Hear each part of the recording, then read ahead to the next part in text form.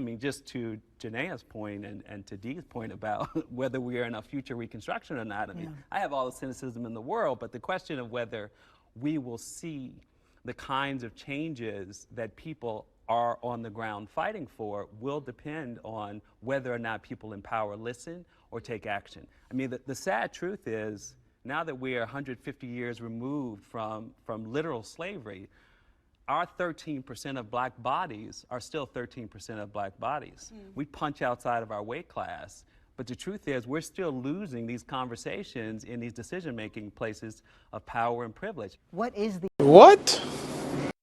What's going on, GATV family? It's your boy Gravitating Away, back at it again. We've heard the phrase accountability regarding the black community time and time again. My question is, do black people really care about that in the serious climate that we are in regarding black culture in America? See, I had this article saved back during the initial start of COVID, because I found it to be a core root on why we simply do not adhere to accountability. The title of the article headlines as America's Refusal to Address the Roots of Violence. This article was written by Khalil Gibran Muhammad. And for those of you who do not know the brother, he is an American academic, a professor at the Kennedy School, specifically Harvard Kennedy School and the Radcliffe Institute. This brother is heavily respected in the liberal world of excuse making, but nonetheless, he's deemed to be an expert in race relations. But I see him as another clever tool used in keeping mentality stuck on being just victims who cannot take the will of our moral compass and actions towards one another in of itself. But the esteemed brother Khalil wrote this piece after being motivated by the book called The Neglected Toll of Violence on Black America. See, this book was written by the Pulitzer Prize finalist Elliot Curry. In Khalil's article, praising Elliot Curry again, there's an interesting paragraph that was the main reason why I saved this article for so long, y'all. And let me relay it to you. Khalil states, and then, after finishing Elliot Curry's A Peculiar Indifference, The Neglected Toll, Violence on Black America, a smart, timely, deeply disturbing and essential book by a veteran scholar and leading expert on the criminal legal system, I realized that the details of every precious life harmed or lost this summer reveal a bigger truth about the nation. Whether the hand that pulls the trigger belongs to a white cop or to a black citizen, and I got to go back and state that again. I want you to understand what this brother is doing right now. He goes, whether the hand that pulls the trigger belongs to a white cop or to a black citizen, the extraordinary violence against black lives, Curry argues, is a consequence of the nation's refusal to address the long-standing structural roots of violence. Interesting. Now, this won't take any longer than I would have you sit here and listen, but stick with me a while real quick. I want to link this to the subject at hand, and my personal, if not should be, black people's problem with this commentary by Khalil is when the brother Khalil mentioned lives lost this summer, understand he was specifically referring back in 2020 to the spike of deaths and the violence that was ever so climbing in areas such as Chicago, Baltimore, Philly, and many more urban communities, i.e. meaning black communities in different cities.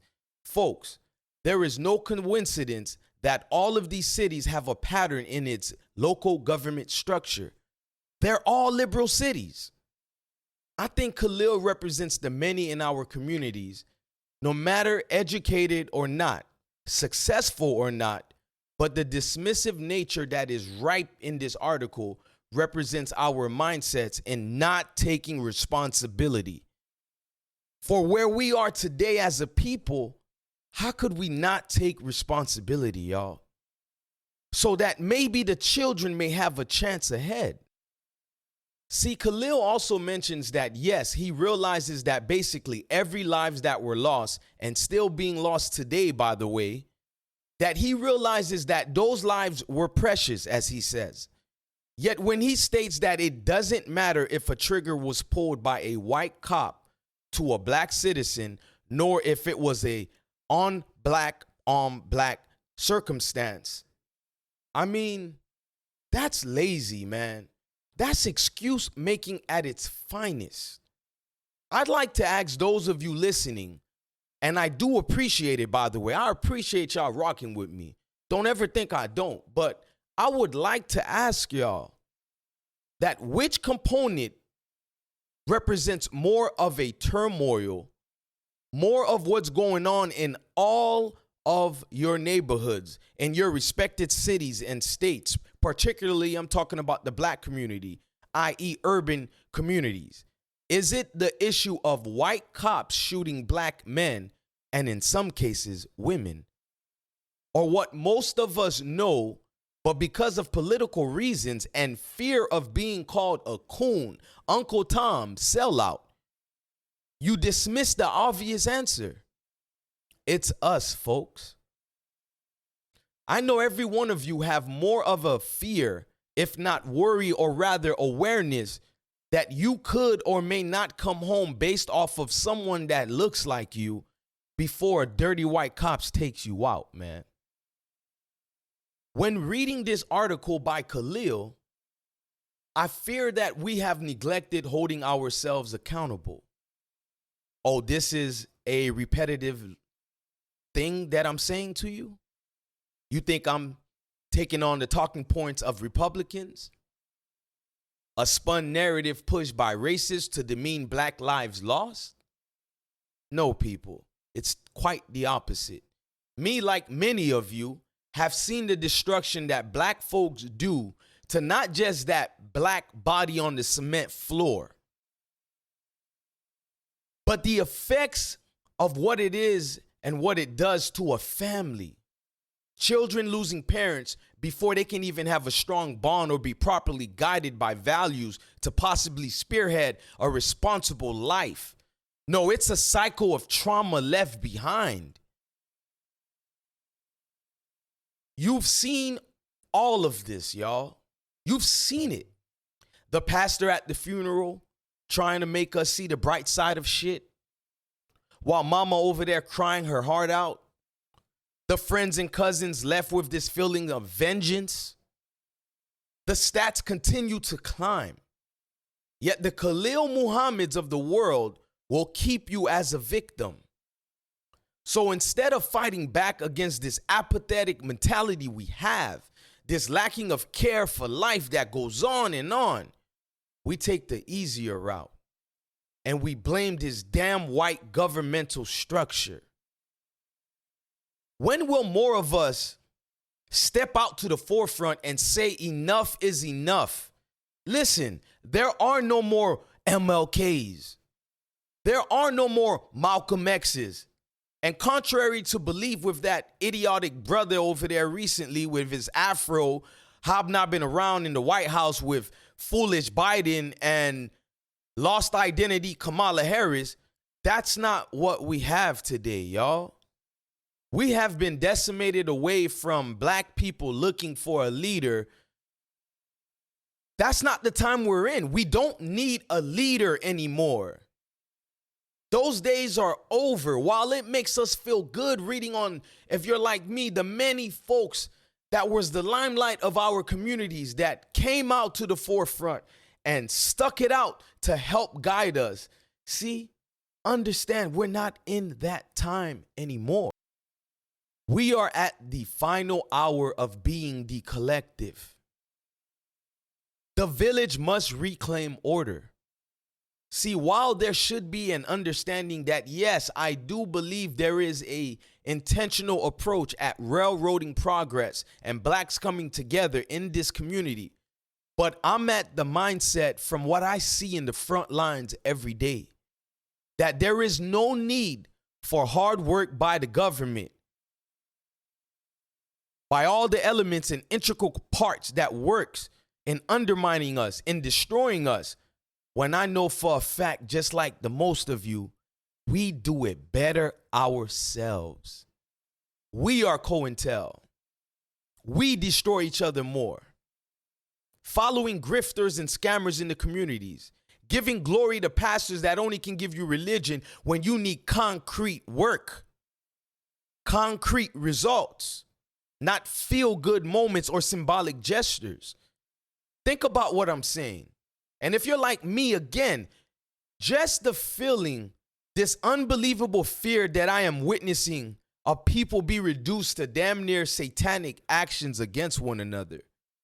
As a father, as a black man that values, black children, period, it's hard to imagine that there will be any safe havens in the black community. I mean, think about it.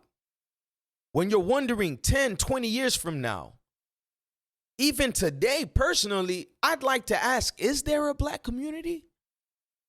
Unless you subscribe to what most black folks do when they get money, which is get out the hood. And I can't blame them. But personally, I do want my children to help with this condition that we face every day, meaning I want to see them become core parts in the progress of our people, in doing the work, bridging the gap where we have failed. Yet, understand, I don't think I can handle any one of my seeds becoming another stat line out here. I just got to be honest. The work that those of us that puts on our mask out there to pretend we don't see what we do because we have hope, because we see the potential, but the results don't come quick enough. So you got to get out of bed. And I'm giving you a reality into my real world outside of YouTube. You got to get out of bed knowing you're going to give it your all every day. I told you already, I advocate for children. I help children get foster care. I get sentences reduced. I help with placement. So many other things too that, I don't have the time to say that with this particular subject. But do you know how that feels? That despite people telling you, why do you care? Why do you go so hard? And you still try just to see the results fall flat on the grand scheme of things. It takes a special person to pick right back up and do it again. But understand, man, I don't necessarily judge anyone who chooses to leave the hood, yo. But what I'm saying is, we're really going to keep blaming self-inflicted doing? Self-inflictions, right? What I'm saying is we're not going to blame our self-inflictions. We're just going to blame the white man all the damn time. When I read that article and I saved it because it bothered me so much, because here you have Khalil Muhammad, a very educated brother. And no, don't mistake him for Khalid Muhammad. That brother could never be him. But here you have an educated brother who claims to be an expert in certain studies that should be transparent to see what's going on in our communities.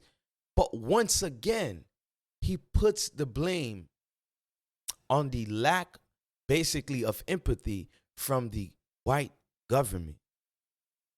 I don't know about y'all, but I don't expect white people to be more that they are. Those of them that rock with me, I rock with them. I have no hate in my heart, but I understand the very thin lines of our racial families, meaning the communities we belong to when it does come to race. Of course, in a perfect world, that's not what I want to look at, but this is reality.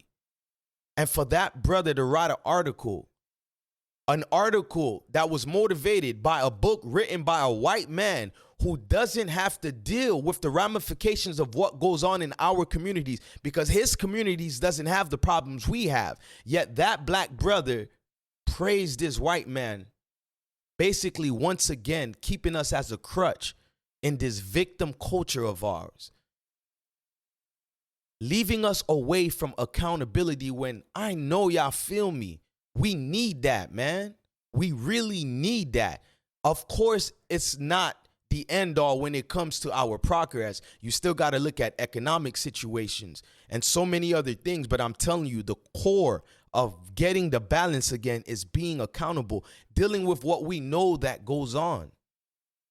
I'm just saying, y'all, this was a tough one, but I like being educated and I like helping to educate, you know? So if you like what you're hearing, comment, subscribe, but you know the rest. Keep coming back. I'm out.